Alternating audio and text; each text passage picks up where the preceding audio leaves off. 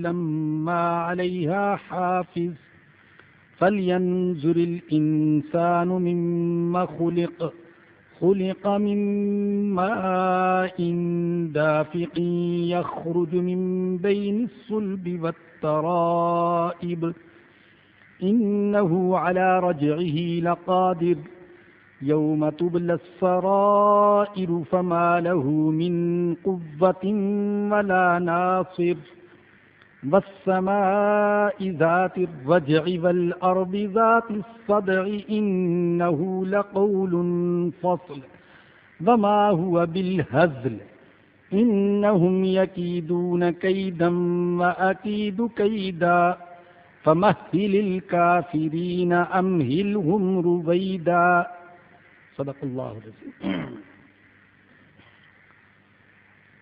یہ سورہ طارق ہے، مکی سورت ہے اور اس میں 17 آیات ہیں۔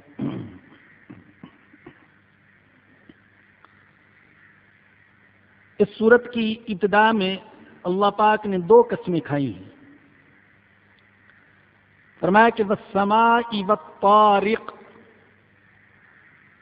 آسمان کی قسم اور طارق کی قسم۔ طارق رات میں نمودار ہونے والا،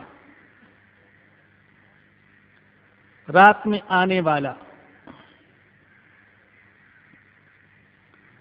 پھر خود سوال کیا وما ادراک ما الطارق، اور تمہیں کیا خبر کہ رات کو نمودار ہونے والا کیا ہے؟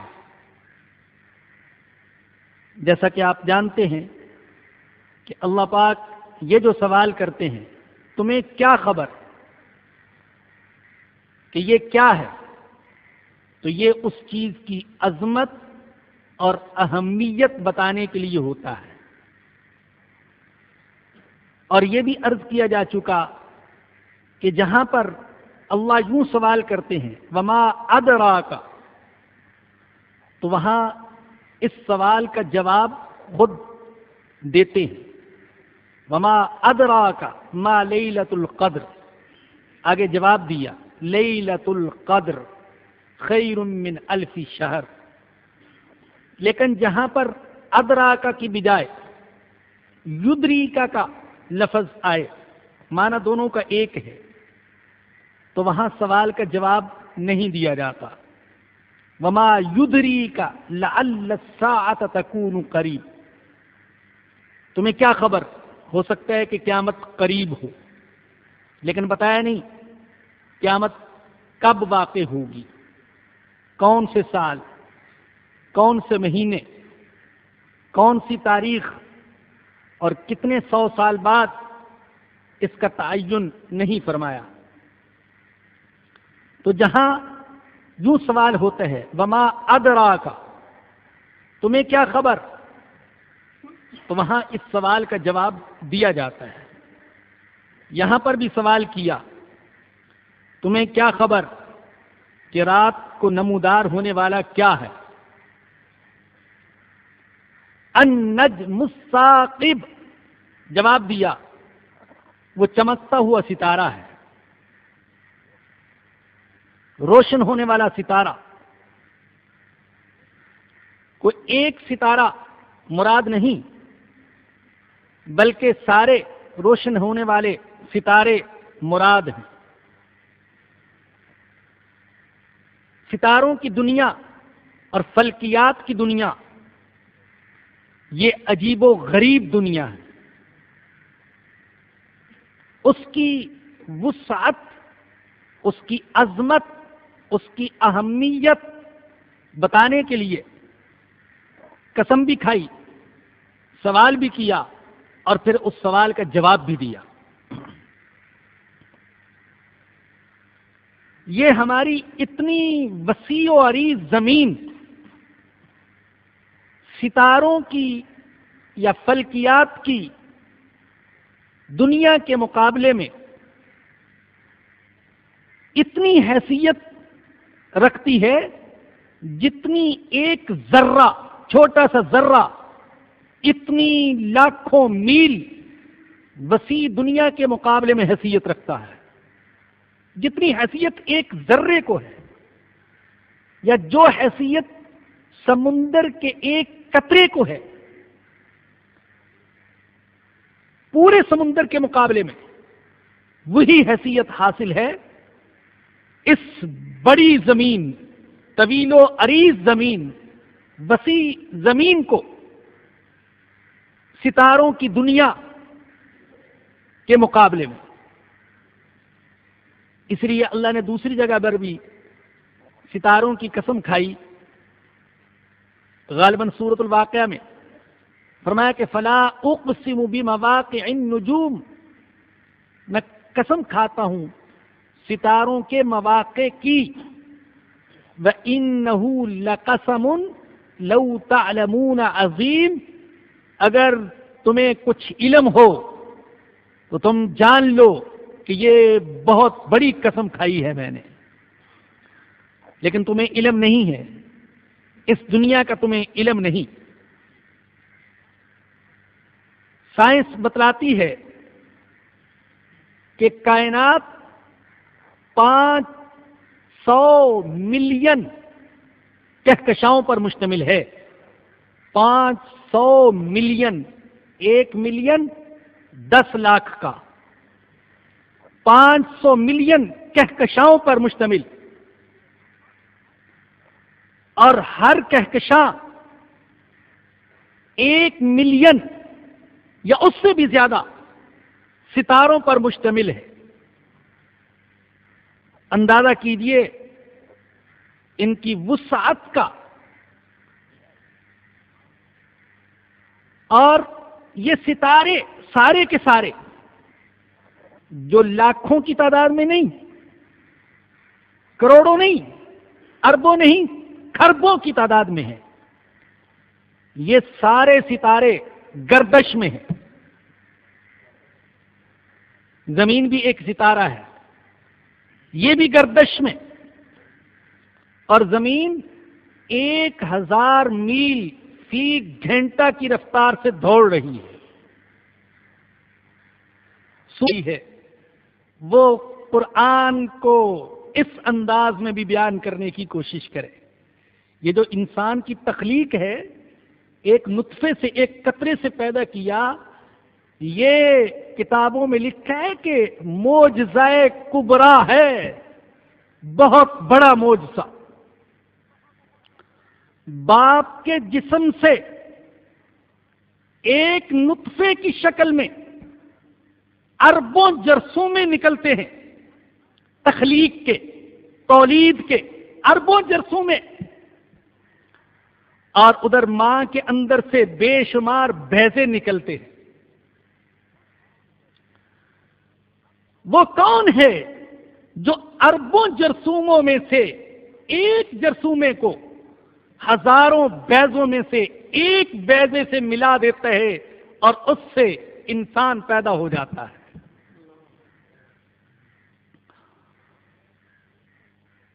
لکھا ہے کہ مرد کے نطفے میں 250 ملین یعنی 25 کروڑ خلیے ہوتے ہیں،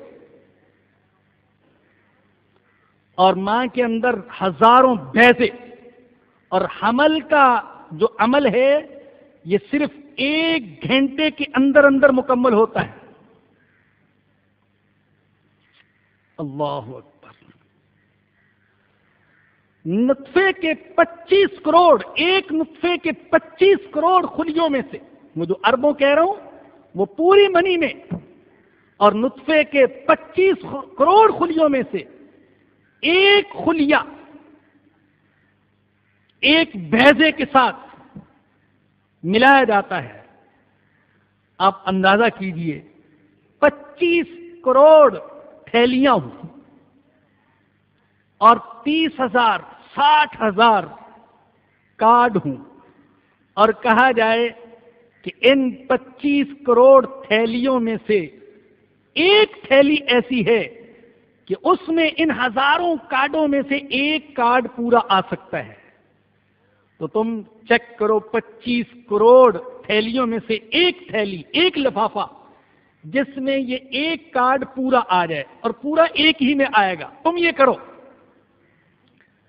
ارے ہزاروں ماہرین ہوں، جدید لیبارٹیوں سے لیس، اور پھر چیک کرنا شروع کر دیں کہ کون سا خلیہ کون سے بیضے کے مناسب ہے اور اس کی وجہ سے تولید ہو سکتی ہے، تو اس چیک کرنے میں سال ہاں سال لگ سکتے ہیں، لیکن ایک بچہ پیدا کرنے میں۔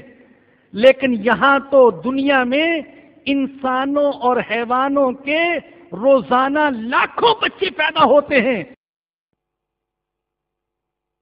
وہ کون ہے جو لمحوں کے اندر ان کروڑوں خلیوں میں سے ایک خلیے کا، ان ہزاروں بیضوں میں سے ایک بیضے کا انتخاب کرتے ہیں اور ان کو آپس میں ملا دیتے ہیں اور اس سے بچہ پیدا کرتا ہے؟ خلق من ماء دافق۔ ارے انسان کو غور کرنا چاہیے، فرمایا کہ غور تو کرے کس سے پیدا ہوا؟ من ماء دافق، اچھلتے ہوئے پانی سے، یخرج من بین الصلب والترائب، جو نکلتے ہیں ریڑھ اور پسلیوں کے بیچ میں سے۔ وہ غدود جن سے مادہ منویہ پیدا ہوتے ہیں، یہ ریڑھ کی ہڈی اور پسلیوں کے درمیان گردوں کے قریب ہوتے ہیں۔ اور کون یہ حقیقت بیان کر رہا ہے؟ کون؟ اللہ اکبر! ارے کون یہ حقیقت بیان کر رہا ہے؟ کس کی زبان سے یہ حقائق کھلوائے جا رہے ہیں؟ وہ مکہ کا در یتیم، وہ یتیم جس کا والد دنیا میں آنے سے پہلے ہی چل بسا، جس نے کسی کی شاگردی اختیار نہیں کی، اور اگر بالفرض شاگردی اختیار بھی کی ہوتی تو اس وقت عرب و عجم میں کون تھا جو ان حقیقتوں کو بیان کرنے والا تھا؟ ان کا تو شعر و شاعری سے شغف، ادب سے شغف اور قصے کہانیوں سے شغف، لیکن یہ سائنسی حقیقتیں، یہ طبی حقائق بیان کرنے والا اس وقت نہ عرب میں کوئی تھا نہ عجم میں تھا۔ جس وقت محمد الرسول اللہ صلی اللہ علیہ وسلم کی زبان سے وہ حقائق بیان کیے جا رہے تھے کہ آج 1450 سال گزرنے کے بعد، آج ابھی 100 سال کے اندر اندر انسان ان حقیقتوں تک پہنچا ہے اور ماننے پر مجبور ہے کہ واقعی آج سے 1450 سال پہلے محمد بن عبداللہ نے جو کچھ فرمایا تھا وہ سچ فرمایا تھا۔ واقعی یہی ہے منی کا مرکز، یہیں سے نطفہ نکلتا ہے۔ یخرج من بین الصلب والترائب، نکلتا ہے ریڑھ اور پسلیوں کے بیچ میں سے۔ آگے فرمایا انہ علی رجعہ لقادر، ارے جو اللہ تجھے پانی کے ایک قطرے سے پیدا کر سکتے ہے وہ تجھے دوبارہ پیدا کرنے پر بھی قادر ہے۔ انہ علی رجعہ لقادر، وہ اس کو لوٹانے پر بھی قادر ہے۔ دنیا کا اصول ہے کہ ایک چیز کو ابتدا میں بنانا مشکل ہوتا ہے، لیکن اس کو دوبارہ بنانا مشکل نہیں ہوتا۔ اللہ اسی لیے فرماتے وَهُوَ الَّذِي يَبْدَأُ الْخَلْقَ ثُمَّ يُعِيدُهُ وَهُوَ أَهْوَنُ عَلَيْهِ، ابتدا میں بھی اللہ نے پیدا کیا تھا، دوبارہ بھی اللہ ہی پیدا کرے گا۔ اور یہ تو تمہاری عقلیں بھی مانتی ہیں کہ دوبارہ پیدا کرنا پہلی دفعہ پیدا کرنے سے زیادہ آسان ہوتا ہے۔ اگر ماں اور باپ کے جسم میں سے بکھرے ہوئے اجزاء میں سے اللہ پاک بعض خلیوں کو، جراثیم کو، اجزاء کو اکٹھے کر کے تمہیں جیتا جاگتا انسان بنا سکتے ہیں، تو مٹی میں بکھرے ہوئے تمہارے اجزاء کو بھی جمع کر کے جیتا جاگتا انسان بنا سکتا ہے۔ انہ علی رجعہ لقادر، قرآن میں جگہ جگہ اس مضمون کو بار بار بیان کیا گیا، اس لیے کہ یہ بات ایسی ہے جو انسان کی سمجھ میں نہیں آتی. بڑے تعجب سے کہتے تھے مشرکین اَإِذَا مِتْنَا وَكُنَّا تُرَابًا ذَلِكَ رَجْعٌ بَعِيدٌ. ارے جب ہم مر جائیں گے اور مٹی میں رل مل جائیں گے تو پھر ہمیں پیدا کیا جائے گا. یہ تو بہت دور کی بات معلوم ہوتی ہے، بہت مشکل بات معلوم ہوتی ہے. اللہ نے ان کے اس اشکال اور اشتباہ کو قرآن میں مختلف انداز میں بیان بھی کیا اور اس کو دور کیا. فرمایا کہ میں تو وہ اللہ ہوں جو ضد سے ضد کو پیدا کرتا ہے. یخرج الحی من المیت ویخرج المیت من الحی. میں مردے سے زندہ کو نکالتا ہوں، زندہ سے مردہ کو نکالتا ہوں. اللہ اکبر. مرغی سے انڈا نکالتا ہوں، انسان سے نطفے سے، اور نطفے سے انسان کو نکالتا ہوں، اور بیج سے درخت کو پیدا کرتا ہوں. میں رات سے دن کو نکال لیتا ہوں، دن سے رات کو نکال لیتا ہوں. میں اللہ جو ضد سے ضد کو پیدا کر سکتا ہوں، مردہ سے زندہ، زندہ سے مردہ پیدا کر سکتا ہوں. ارے تم مردہ غذا کھاتے ہو، مردہ غذا، اور اللہ پاک اس سے خون بنا رہا ہے، جسم کے اجزاء بنا رہا ہے، غذائیت دے رہا ہے، اور ہڈیاں بن رہی ہیں، اور چربی بن رہی ہے، اور گوشت بن رہا ہے، اور ذہن کو طاقت مل رہی ہے. مردہ غذا کھا رہا ہے اور زندہ چیز اس سے بن رہی ہے. تو اللہ نے کہیں یوں بیان فرمایا کہ میں ضد سے ضد کو پیدا کرتا ہوں تو میں تمہیں بھی پیدا کر سکتا ہوں. اور یہ دلیل تو اکثر قرآن میں بیان فرمائی. اللہ نے فرمایا کیا تم دیکھتے نہیں ہو میں آسمان سے پانی برساتا ہوں، زمین مردہ ہوتی ہے، کہیں سبزے کی پتی تک نظر نہیں آتی، تو میں پانی برسا کر اس مردہ زمین میں سے نباتات نکال دیتا ہوں. تو کیا تمہیں اس طریقے سے دوبارہ زندہ نہیں کر سکتا؟ اولم یروا ان اللہ الذی خلق السماوات والارض ولم یعی بخلقہن بقادر علی ان یحیی الموتى. سورہ کہف میں فرمایا ارے بیوقوفو، وہ اللہ جو آسمان و زمین جیسی عظیم دنیا بنا سکتے ہے، وہ کیا تمہارے جیسا یہ ذرے سا چھوٹا سا انسان نہیں بنا سکتا؟ بلا، ارے کیوں نہیں، انہ علی کل شیء قدیر. اور سورہ یاسین میں فرمایا وَضَرَبَ لَنَا مَثَلًا وَنَسِیَ خَلْقًا. اللہ اکبر. ہمارے لیے تو مثالیں بیان کرتے ہیں اور اپنی تخلیق کو بھول گیا کہ میں کیا ہوں، کہاں سے پیدا کیا گیا ہوں. اور پوچھتا ہے مَن یحیی العظام وہی رمیم. جب ہڈیاں بوسیدہ ہو جائیں گی تو کون زندہ کرے گا؟ قل یحییھا الذی انشأھا اول مرہ. ارے وہی اللہ پیدا کرے گا جس نے پہلی دفعہ پیدا کیا تھا. تو فرمایا کہ انہ علی رجعہ لقادر.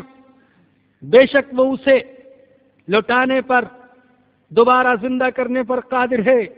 یوم تبلی السرائر.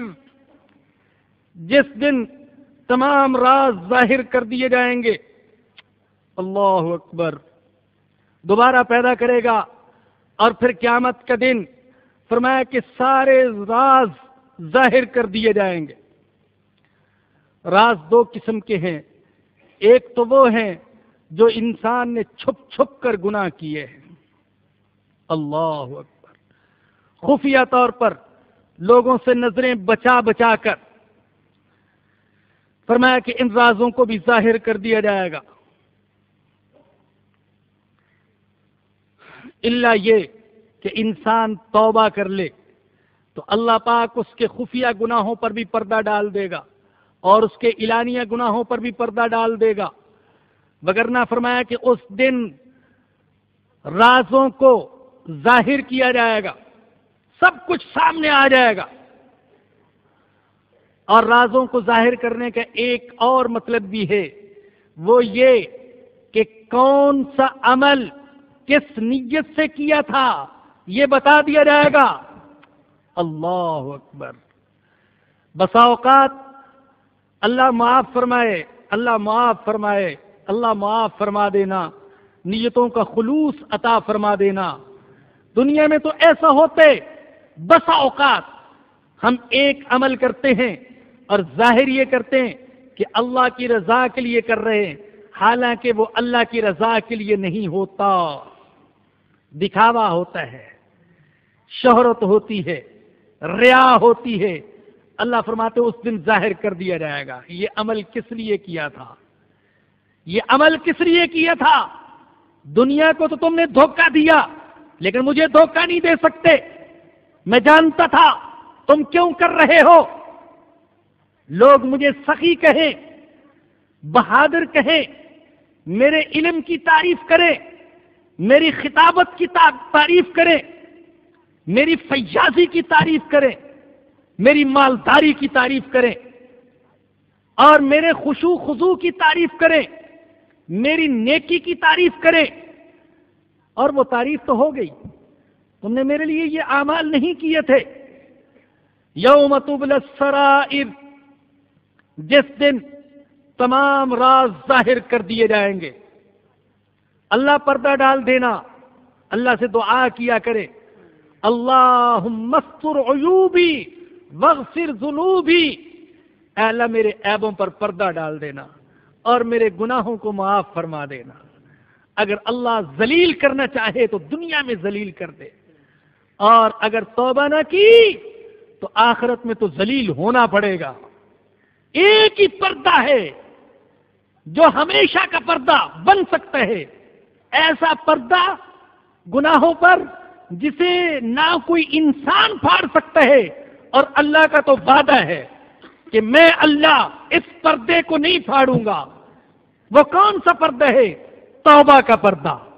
گناہوں پر توبہ کا پردہ ڈال دیا جائے، سچی توبہ کا، تو کوئی انسان تو پھاڑ سکے گا نہیں، وہ اللہ جو جانتا ہے کہ اس پردے کے نیچے کیا ہے، وہ بھی پردہ نہیں اٹھائے گا۔ میں نے معاف کر دیا۔ بعض احادیث میں تو یہاں تک آیا، سچے دل سے توبہ کی، اللہ فرشتوں کو حکم دیتے ہیں کہ معافی تو لکھو ہی، اس کے نامہ اعمال سے ان گناہوں کو مٹا ہی دو، تاکہ کل جب اس کے سامنے نامہ اعمال نظر آئے تو صرف ایسا نہیں کہ گناہوں پر کانٹا ہو، بلکہ گناہ اس کو دکھائی نہ دیں، کہیں ایسا نہ ہو میرا بندہ اپنے گناہوں کو دیکھ کر شرمندہ ہو جائے۔ یہ دنیا میں شرمندہ ہو چکا، میں اب دوبارہ اس کو شرمندہ نہیں کرنا چاہتا، یہ توبہ کر چکا۔ اب میری خیرت نہیں ہے یہ کہ میں اس کو، میری خیرت کا تقاضا یہ نہیں، میرے رحمان ہونے کا تقاضا یہ ہے کہ اب میں اس کو کسی کے سامنے شرمندہ نہ ہونے دوں، نہ کسی انسان کے سامنے، نہ خود اپنے سامنے۔ یوم تبلی السرائر فما له من قوت ولا ناصر، جس دن راز ظاہر کر دیے جائیں گے تو اس کے پاس نہ زور ہوگا، نہ کوئی مددگار، نہ کوئی زور کہ عذاب سے بچاؤ ہو سکے، نہ کوئی مددگار، اور نہ کوئی رازوں کی حفاظت کرنے والا۔ یہاں تو ہمارے راز کسی کو معلوم ہو جائے، کہیں ہم طاقت کے زور پر اس کی زبان بند کروا دیتے ہیں، کبھی دوستی کی بنیاد پر، ارے کسی کو مت بتانا، اپنے تک محدود رکھنا، لیکن وہاں ایسا نہیں ہو سکے گا۔ فما له من قوت ولا ناصر، نہ اس کے پاس خود زور ہوگا، داخلی زور، نہ خارجی زور ہوگا کہ کوئی جماعت ہو، کوئی دوست ہو، کوئی جتھا ہو، اور کوئی وڈیرا ہو جو اس کو بچا سکے۔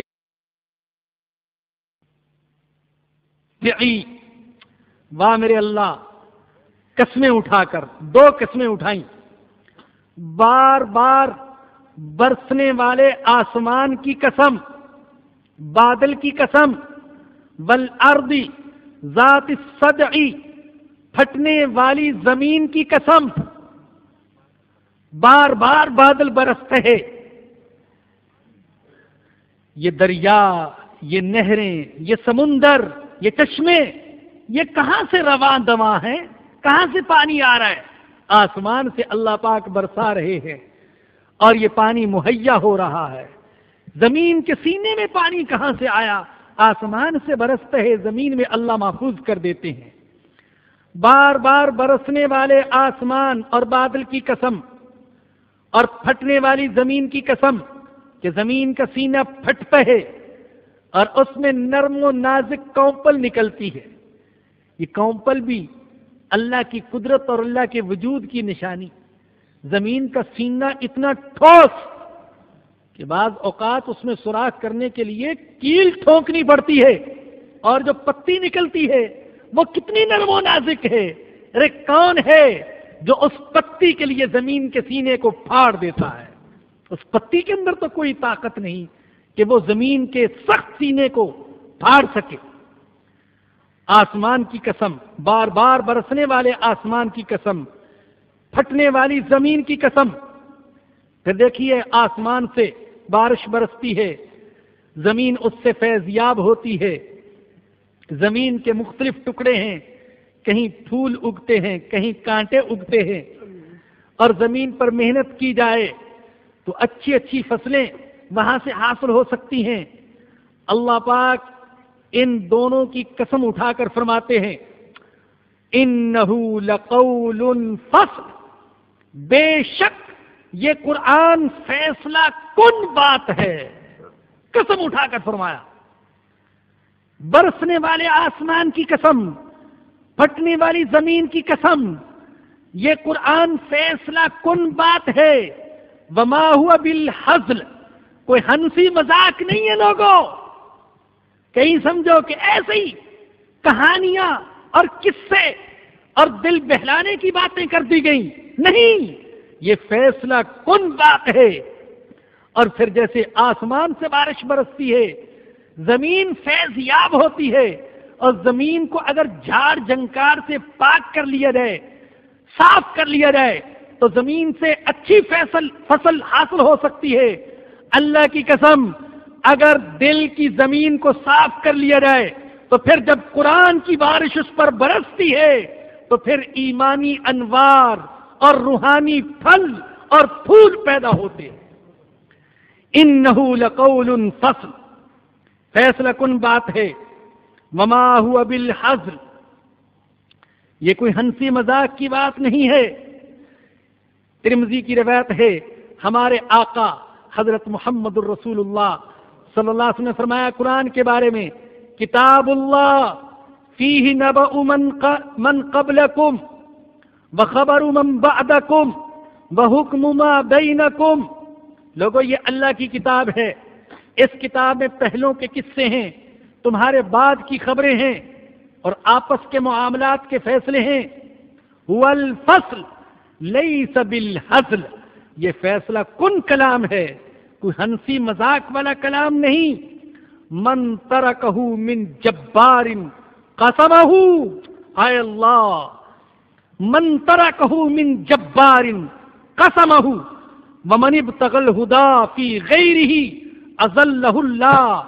جو جبار ظالم میری اس کتاب کو چھوڑے گا اللہ اس کو تباہ کر دے گا، اور جو شخص میری کتاب کو چھوڑ کر کہیں اور ہدایت کی تلاش کرے گا اللہ اس کو گمراہ کر دے گا.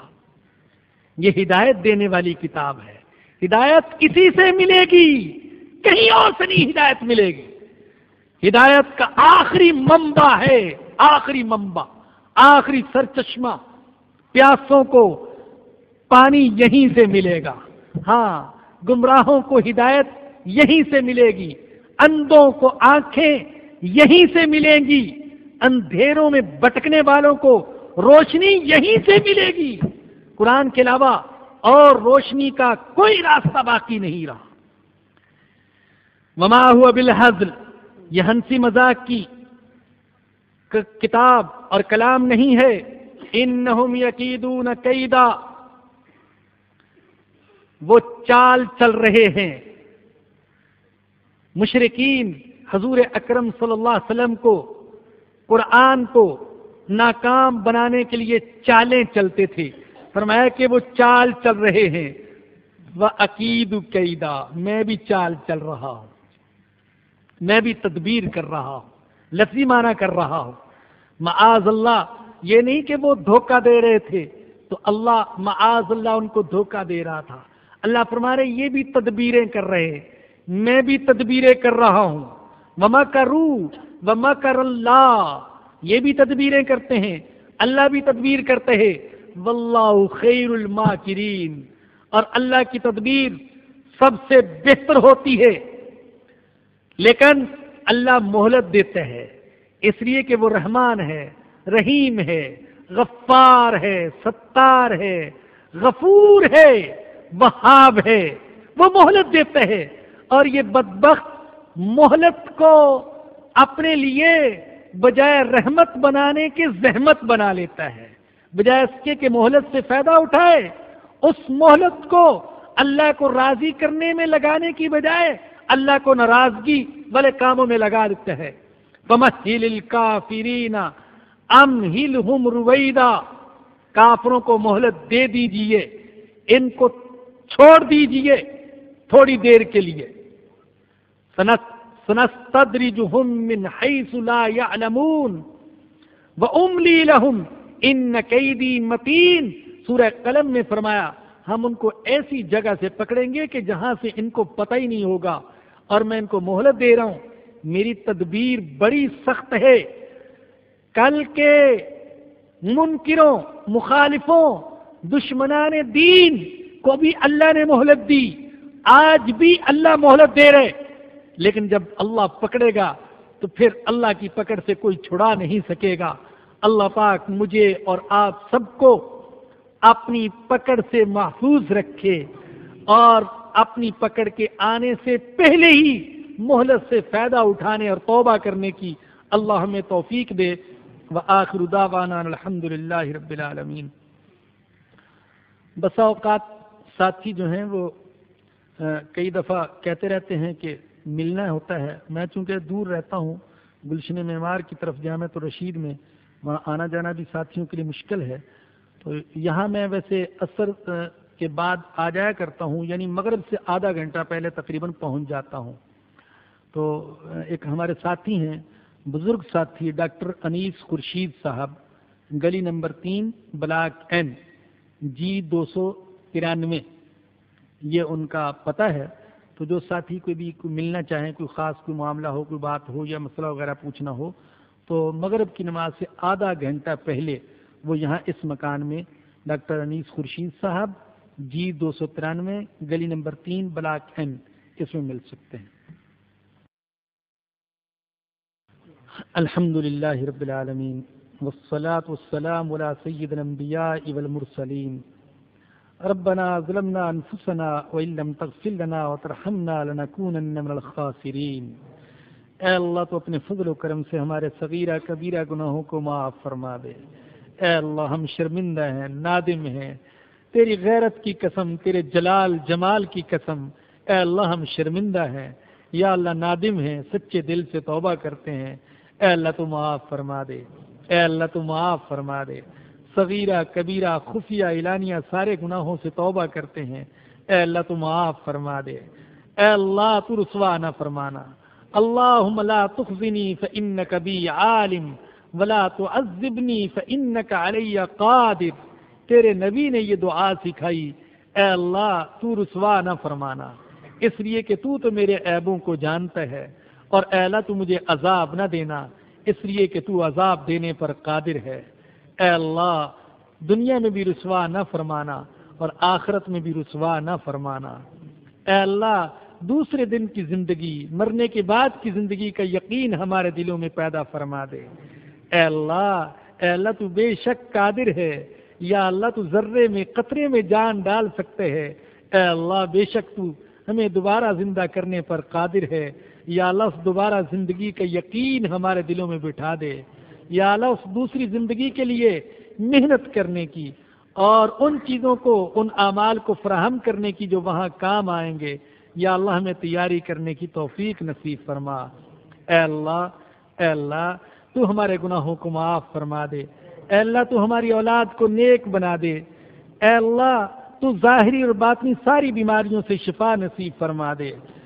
اے اللہ ہمارے مرحومین کی مغفرت فرما، ان کے گناہوں کو معاف فرما اور نیکیوں کو قبول فرما. اے اللہ ہمارا خاتمہ ایمان پر فرمانا. اور قیامت کے دن حضور اکرم صلی اللہ علیہ وسلم کی شفاعت نصیب فرمانا۔ ربنا آتنا فی الدنیا حسنۃ وفی الآخرۃ حسنۃ وقنا عذاب النار۔ ربنا تقبل منا انك انت السميع العليم وتب علينا انك انت التواب الرحيم۔ صلی اللہ تعالی علی رسولہ وخیر خلقہ سیدنا و مولانا محمد و آلہ وصحبہ